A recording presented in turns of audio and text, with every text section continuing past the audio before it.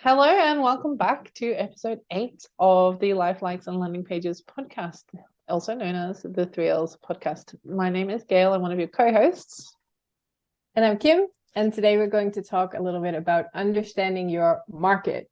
And before this episode started, Gayle and I had to kind of admit to each other that this was for neither of us our favorite part of any marketing strategy. No, a really important part, but definitely my least favorite part of creating and bringing a strategy together for sure. Because it's not, Yeah. there's no fluff. There's Yeah, no kind of exactly. excitement in this, you know? No, 100%. And if you're listening or watching and you're a little bit lost where we are, this is a marketing strategy mini-series. So if you're not sure about where to start with a marketing strategy or what even a marketing strategy is, just go to our previous episodes and listen to the ones that are out there for you. Because we've already covered a lot in those 2 episodes, but marketing strategy is such a massive, massive topic that we couldn't do it justice in just one episode. No, and we just cut it up a little bit. And today is about our apparently least favorite topic, market research. Yeah, what do you like? How do you go about starting market research? Where do you start? I mean, there's a few different places I would start. So market research is a really important part of understanding your overarching market. And if you don't understand your market, you're not going to be able to do all of the other things that we talk about, such as, it's the same it's the same as not understanding your audience. If you don't know your market, you can't talk to it. You can't work with it. You can't work against what's not working in it, that kind of thing. So yeah, starting with market research, which isn't a fun thing to do, but like we said, is so crucial. The first part is to identify your target market or your target audience. And we've done, there's been a bonus episode on that now, and we did touch on it a little bit in previous episodes as well.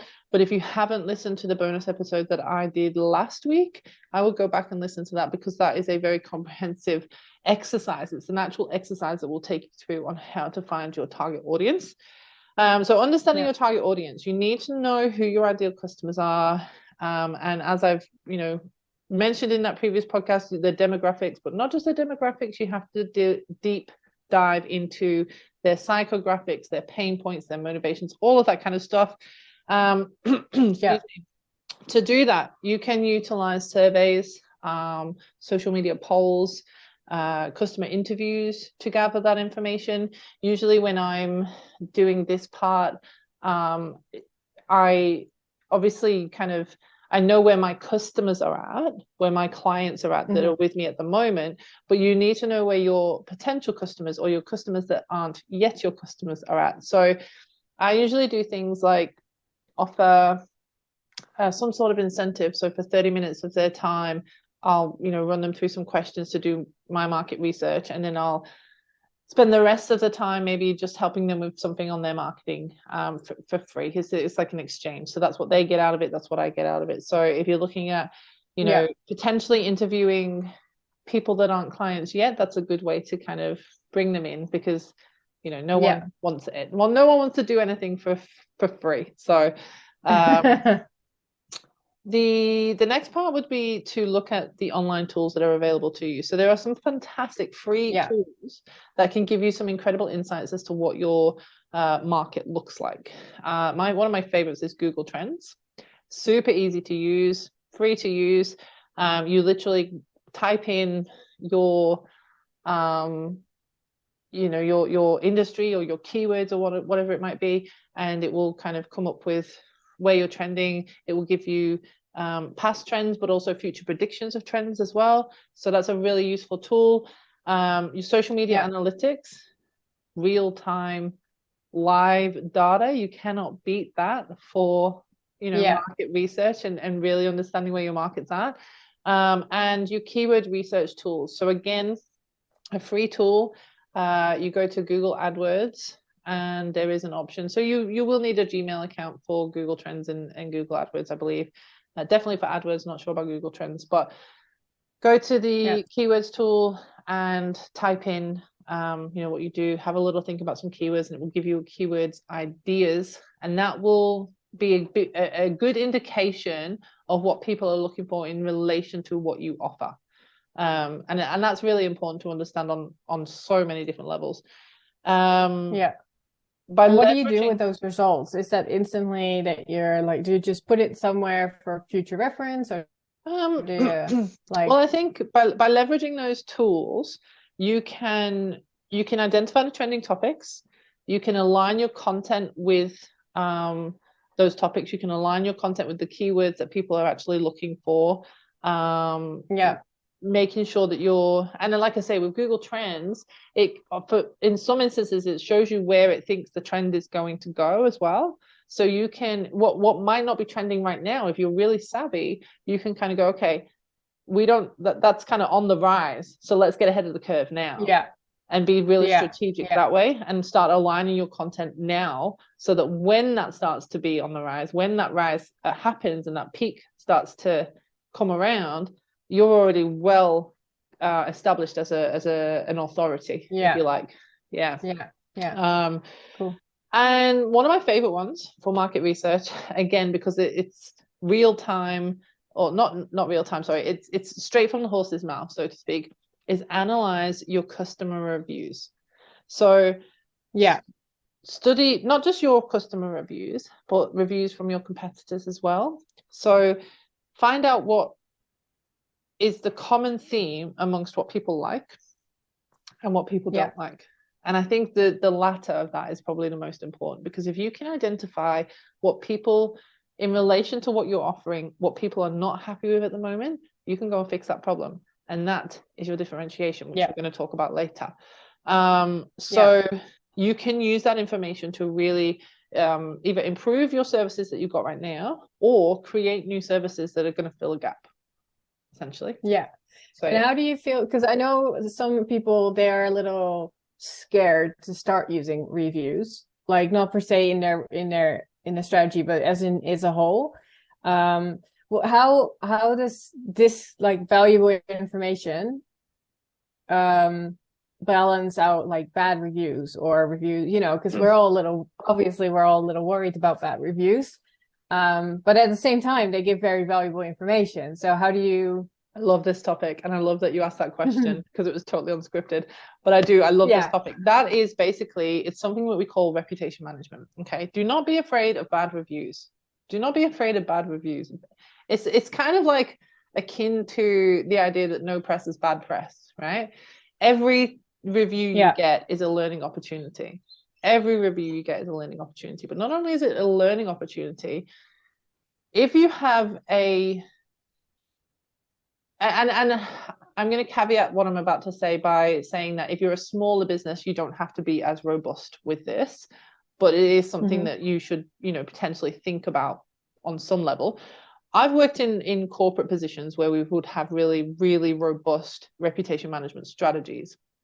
And if you have a reputation management strategy, you will know exactly how to respond to negative reviews.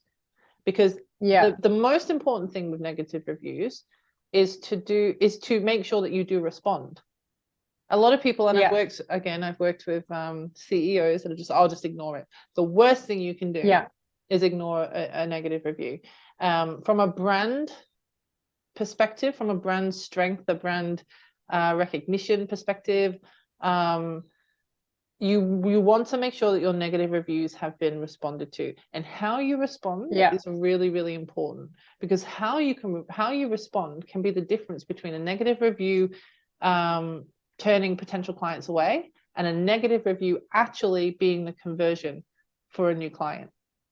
If you own up, if you genuinely have, that is a genuine negative review, and whatever they're saying is absolutely true, and you hold your hand up and say, we messed up, this is how we're going to improve next time, or this is what we would do differently next time, that is a lot more respectable and respected than responding and going, oh well, we disagree and you had a problem. And people get way too emotional about responding to negative reviews. Keep the emotion out of it, and just facts and outcomes. That's it.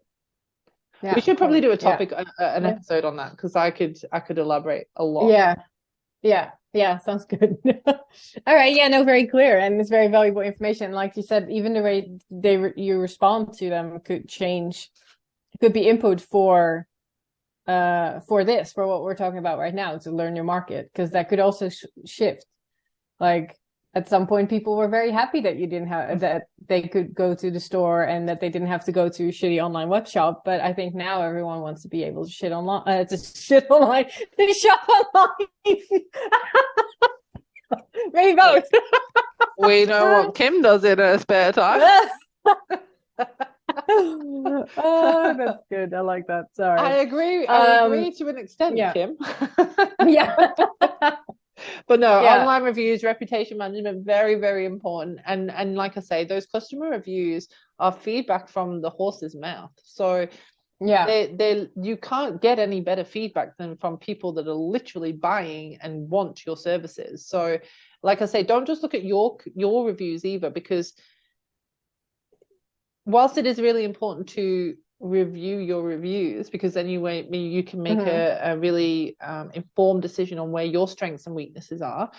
Looking at your competitor reviews as well, like I said, really highlights where there's a potential gap that you can dive in and solve a problem that isn't already being solved, and that is powerful. And that leads us in really nicely to the next section, which is conducting a competitor analysis. So you've done your market research, you understand your market a little bit more. Now you need to know who's in the space with you in that market and what they are doing. Now I'm going to do a separate episode to that. So stay tuned for that, because I do think that warrants a little bit more attention. But I just wanted to pay homage to that in this episode as well, because that is the next step that I would do in the process. So I think a competitor analysis really helps you see and identify where your uniqueness is, and you need to know what that uniqueness is to play on that uniqueness to attract the right people to you. Excuse me. Makes sense. After you've done your competitor analysis, you now want to understand and analyze your position in the market. So where do you sit? And by that, I mean, not just kind of like your value proposition, not just your unique value proposition, although you do need to understand that. That's a very important part. So you need to be able to clearly articulate what sets you apart from your competitors, which you will now know because you've done your competitor analysis. You need to clearly highlight what your unique offerings are.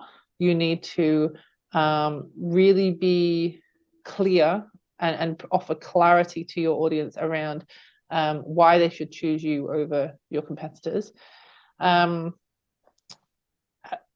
it's also about understanding how people perceive you, how people are perceiving you in the market as well.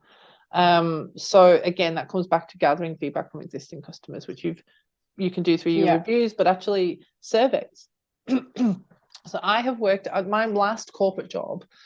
They were so scared of sending surveys out to existing clients. And do you know why? Because they knew they were shit.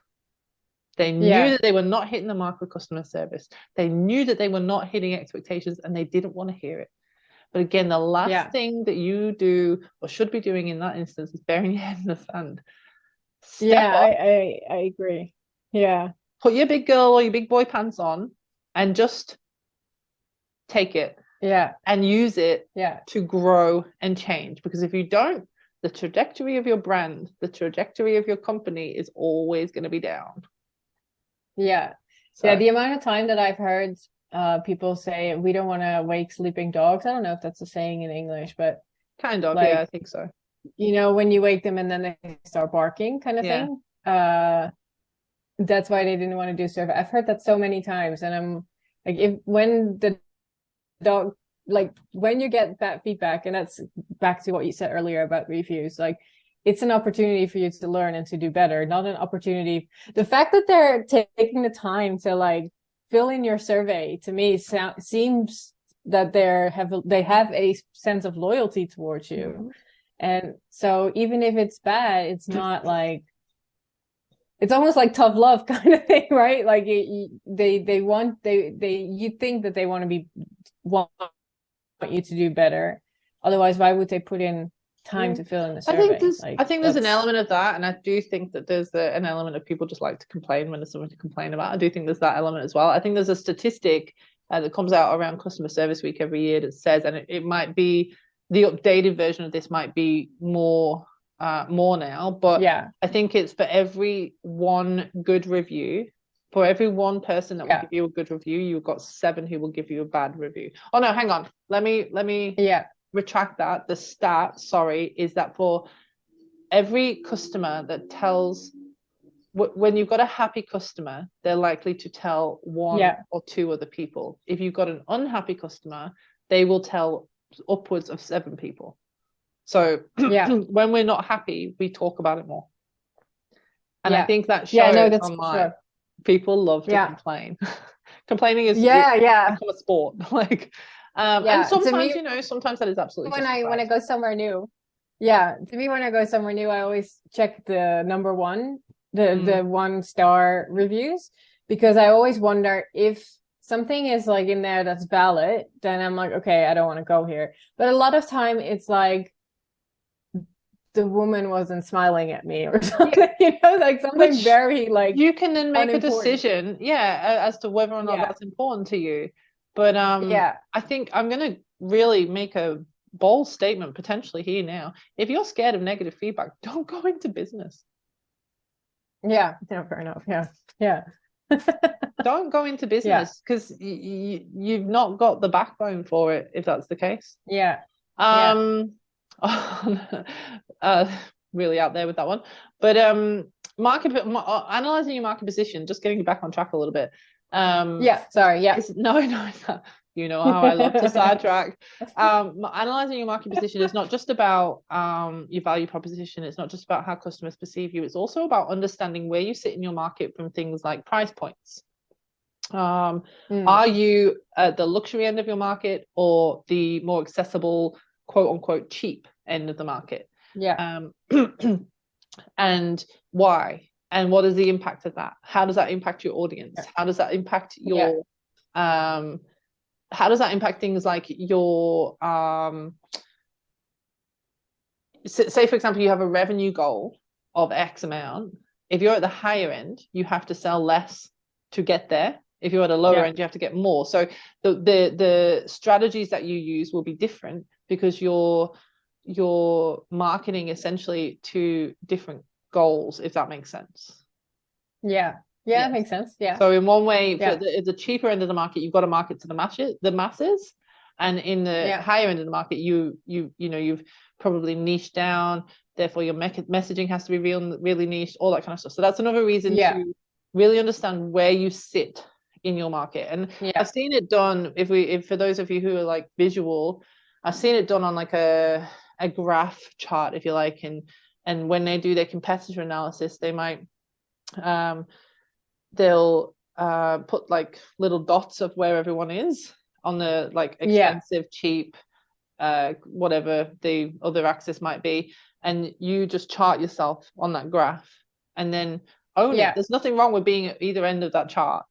It's just that whatever you decide you are, you have to own it and strategically market to that position that you've chosen to be in.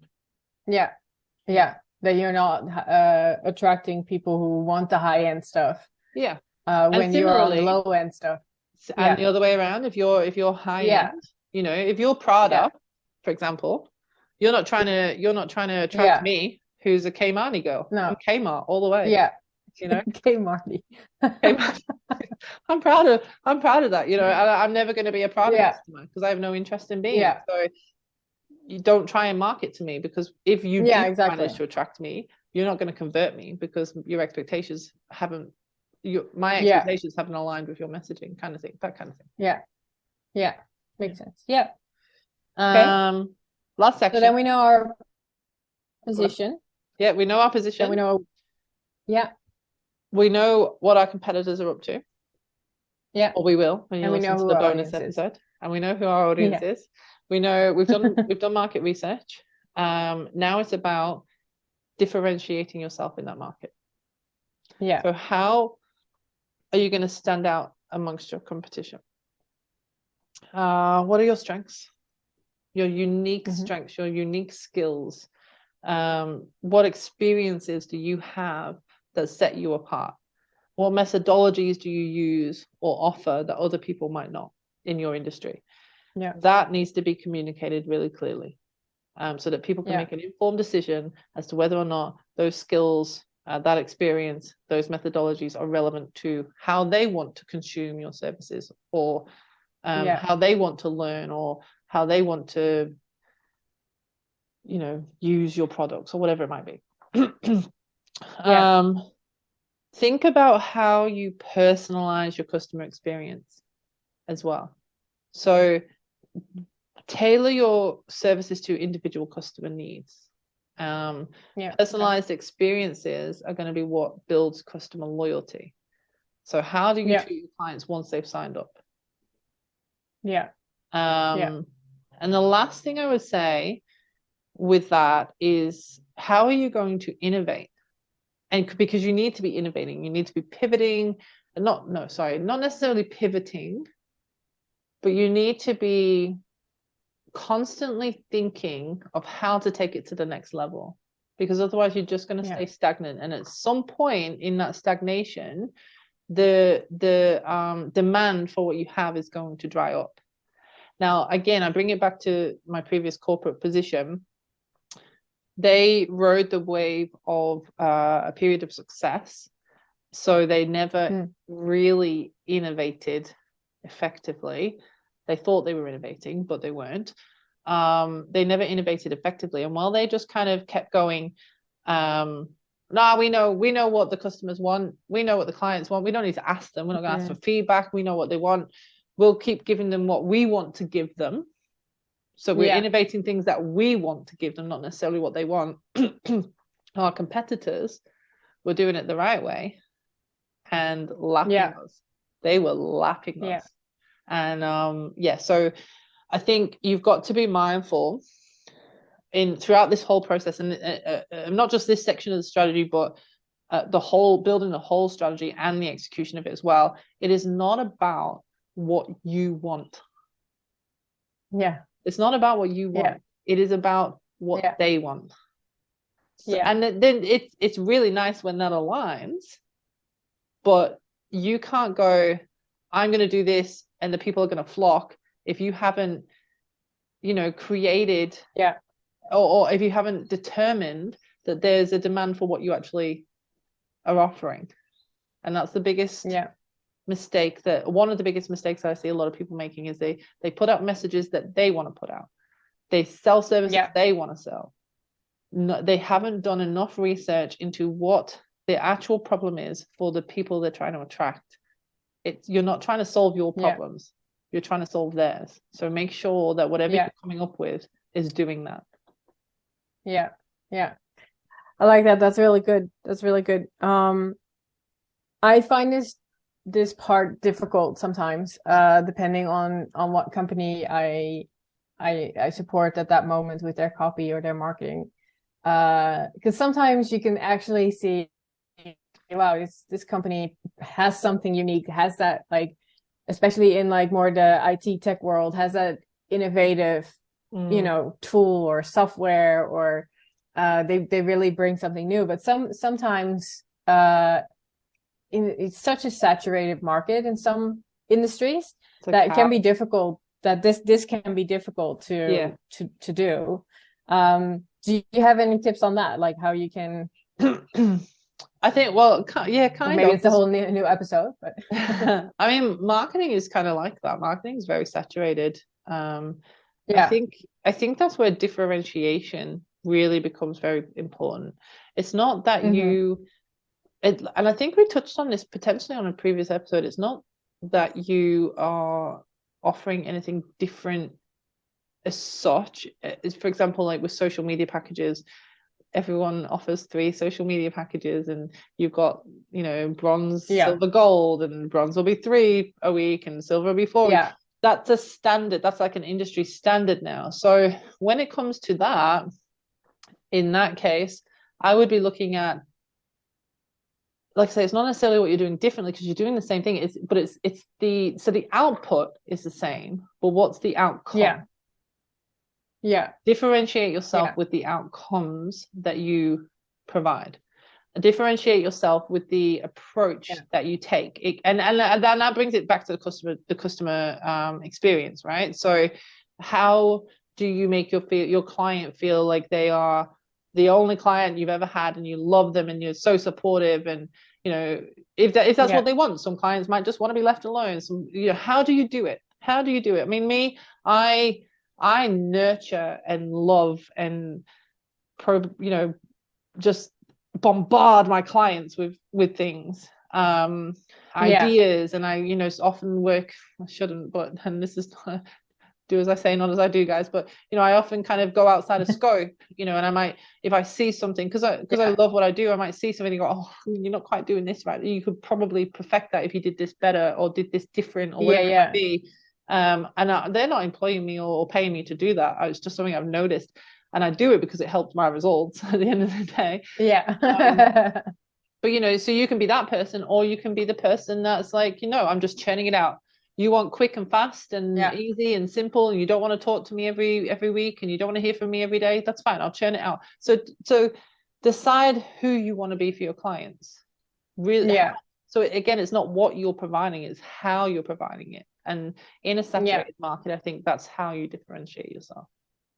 For sure. Yeah, that makes sense, especially with what you said before, like figuring out your value proposition and everything. If you combine that with your services and your audience, you almost always have like a pretty unique combination of everything. Everyone's different. Like, there are so many marketers out there. Even you and I, Kim, if you put us in the marketing, because you're a marketer too, and your approach to marketing would be very different to mine. Even if we offer the same things, just down to our personalities. There are some people that are going to like your calmness and your kind of collected, approach to things. And there are some people that are going to, appreciate my, and what about this? Oh, and you could do this. And, I'm a bit more animated than you are. And some people are going to hate 100%. That. And some people are going to love it. And that's okay either way.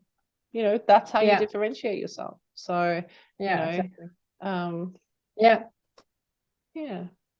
Don't be scared to be different and just sell based on personality. I know that makes very much sense. So we've talked about all the different things that you need to do to get to know your market better, to understand your market better. How often do you do market research, look at your competitors? Like, is that something that you do daily, or like, we know marketing strategy goes lasts like a year to 3 years. Like, do you do it at the end of that cycle, or? I definitely wouldn't be doing it daily. You will drive yourself insane and you will never get anything done. I personally, I would do a comprehensive market research every 12 months. But then there are certain things that I would do more regularly. So you would outline your competitor analysis. You'd have like an outline of a competitor analysis. But we used to do a deep dive into one competitor every quarter. So we would really analyze a competitor every quarter. We'd look into all of their different details. Now, I'm going to caveat that again with don't get so caught up on what your competitors are doing that you never do anything yourself. Because sometimes you can there's two ways it can go. You can either be so focused on what your competitors are doing that you just don't have time to execute your own thing, or you become so saturated with their progress and things that they're doing that you can't come up with any unique ideas and you just end up copying them. Or you can be so focused on what your competitors are doing that it derails any ideas that you have because you've got imposter syndrome. The best way to feel imposter syndrome is to look at what other people are doing constantly. So don't go crazy. You don't have to be checking in every day and on social media what's on their stories today. Don't, because if you get obsessive with it, it's only going to hurt your business. So once a quarter, I think, pick a competitor, really do a deep dive into what they're doing, but overarching kind of competitor analysis I would do once a year. And the rest of it, I mean, you've got to use common sense. So if you're launching a new service, obviously you would just do if you've done a comprehensive enough review or market review or market research, you don't have to go in as much detail. But when you launch a new service, when you launch a new program, you should, be kind of checking in and making sure that everything is still up to date and that you're still on track with, and you're still kind of in touch with reality when it comes to your market. Yeah. The one thing I would say that you do need to do regularly is check in with your customers. You should be surveying your customers at multiple touch points if you can. When they sign up, when they've been signed up with you, for example, with me, I halfway through my coaching program, I'll send out a survey. At the end, I'll send out a survey. If I haven't converted someone, I'll ask them some questions. I look at my reviews. There's multiple touch points at which you should be communicating and analyzing and checking in with customers and potential customers and customers that didn't become customers and customers that were customers and now aren't customers. Yeah. So I think that part is probably the part that you would do the most frequently. Yeah, that makes sense. I think that's an ongoing thing. Yeah. All right. Okay. And you already said it, like things not to do, like don't copy your competitors and don't get like basically paralyzed by them. Just analysis paralysis, imposter syndrome. Quickest ways to trigger those two things is to just constantly be looking at your competitors, and definitely don't copy because that is not differentiation. Like you can take their messages and try and make them their own, but again, I'm going to be out there. If you have to do that, if you can't come up with your own messages, if you can't come up with your own ideas, then at best, you haven't done your strategy well enough. At worst, you just don't belong in the industry that you're in. Yeah. Sorry. Yeah. No, that's some tough love, I think, to to end this episode with. I think it's done with the best of intentions. Yeah, and that's why I say tough love. Like it doesn't come from comes from the heart. I think if you guys were interested, if this is a good episode, please let us know in the subscription or in the comments. I will make sure. Kim's frozen there, guys. We've had a little bit of technical issues today with the recording episodes. We lost all of that, Kim. Have you frozen again? Yeah. No, I'm back. Okay. So I think what Kim was saying was, if you did find this episode useful, please do leave us a review. Please do give us feedback. As you've just experienced or heard during this episode, we are very open to feedback, negative or otherwise. And any topics that you want us to cover, we would love to cover them. We've got our topics set out, but we're flexible, and if you think that there's a burning topic that is going to be really helpful for you in your business in the coming weeks, then we want to help you. That's what we're here for. Kim, you're back now. Is there anything else you want to say? No, what I was saying is the episode that Gayle referred to earlier about the audience. I'll make sure that that's linked at the end of this episode, and in the show notes I will put some of the links to the tools that you referred to. So Google Trends, Google Keyword Planner, that kind of stuff. I think that's it. Before I cut out. Thanks so much for listening, and tune in for the mini episodes that follow this one, because we're going to be going into a little bit more detail. Like I said, I'm going to be talking about how to actually run through a competitor analysis. And what's on the agenda for you, Kim? So I'm thinking maybe to go in a little bit more about the reviews or the reputation management, to touch base on that one. I love that. Reputation management is such a fun topic. So keep an eye out for them, and we will catch you next week. See you later. Bye.